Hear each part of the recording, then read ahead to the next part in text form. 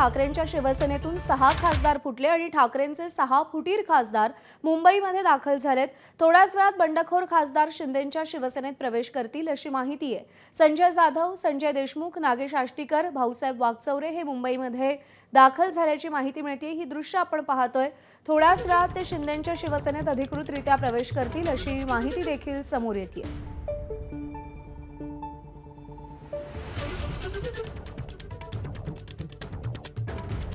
थोड्याच वेळात हे सगळे बंडखोर खासदार शिंदेंच्या शिवसेनेत प्रवेश करतील। संजय जाधव, संजय देशमुख, नागेश आष्टीकर, भाऊसाहेब वागचौरे हे सगळे जण मुंबईमध्ये दाखल झालेले आहेत। ओमराजे निंबाळकर कालच धाराशिवमध्ये दाखल झालेत, तर बंडखोर खासदारांची दुपारी 4 वाजता पत्रकार परिषदही होणार आहे।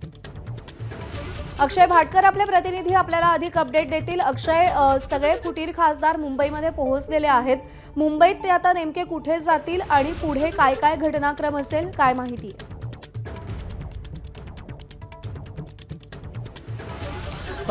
प्रज्ञा, सध्या तरी हे खासदार जे आहेत ते टाउनच्या दिशेने म्हणजे मुंबई शहराच्या दिशेने निघालेले आहेत।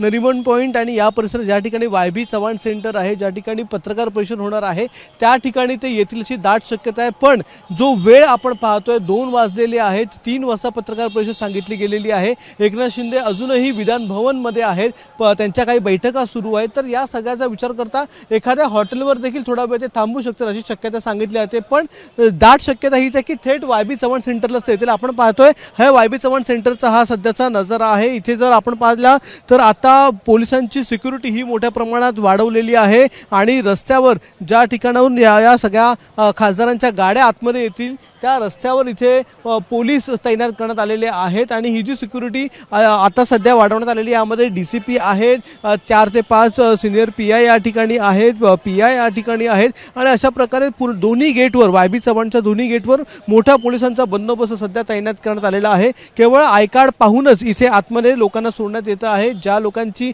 आतमध्ये रोजची ये-जा आहे त्यांना सोडण्यात येते, इतर फक्त मीडिया सोडून इतर कोणालाही आतमध्ये सोडण्यात येत नाहीये। आणि वाय.बी. चव्हाण सेंटरच्या 4थ्या माळ्यावर आज ही पत्रकार परिषद होणार आहे आणि या पत्रकार परिषदेचा अर्थ हा आहे की हे जे 6 खासदार एकनाथ शिंदे यांच्या सोबत आलेले आहेत ठाकरेंची साथ सोडून, ते 6च्या 6 खासदार आता शिवसेना शिंदे गटामध्ये विलीन झालेले आहेत आणि त्यांचा गटस्थापन झाल्याचं जे प्रमाणपत्र आहे ते देखील यावेळी कदाचित दाखवण्यात येईल।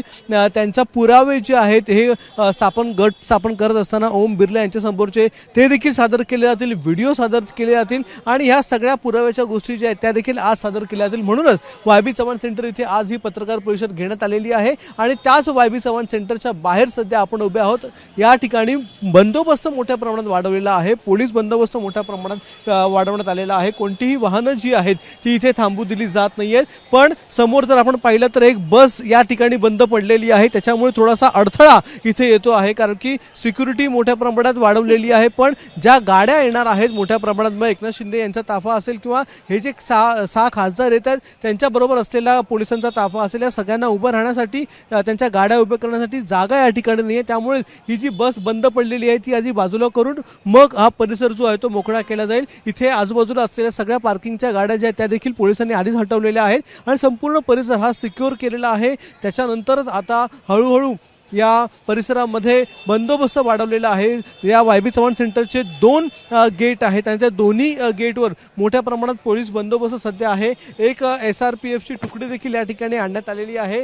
जर काही अनुचित प्रकार घडला, जर कोणी निषेध करायचा किंवा विरोध करायचा प्रयत्न केलास तर मात्र या संपूर्ण भागामध्ये पोलीस तैनात असतील आणि पोलीस आधीपासूनच इथे सिक्युरिटी वाढवून उभे आहेत। त्याच्यामुळे आता या वाय.बी. चव्हाण सेंटरला सध्या छावणीचं स्वरूप आलेलं आहे कारण की ठाकरे गटाकडून उद्धव ठाकरे असतील, संजय राऊत असतील यांच्याकडून या नवीन हे जे खासदार आहेत त्या खासदारांवर हल्ला होईल किंवा त्यांना तुडवण्याची भाषा करण्यात आलेली होती, त्याच्यामुळेच खबरदारी घेतली जाते। आणि हे जे 6 खासदार आहेत त्यापैकी किती खासदार आलेले आहेत हे देखील पाहणं महत्त्वाचं आहे।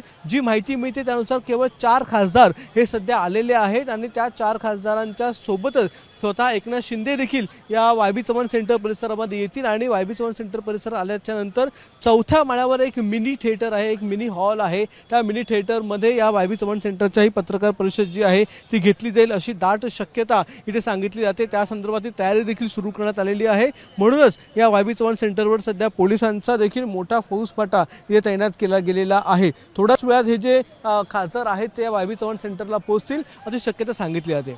प्रज्ञा. निश्चित अक्षय, तू सोबत राहा, आणखी काही अपडेट तुझ्याकडून जाणून घ्यायचे. दरम्यान लोकसभा अध्यक्षांना 6 खासदारांचं गेल्याच आठवड्यात पत्र दिल्याचं मंत्री प्रताप सरनाईक यांनी म्हटलंय.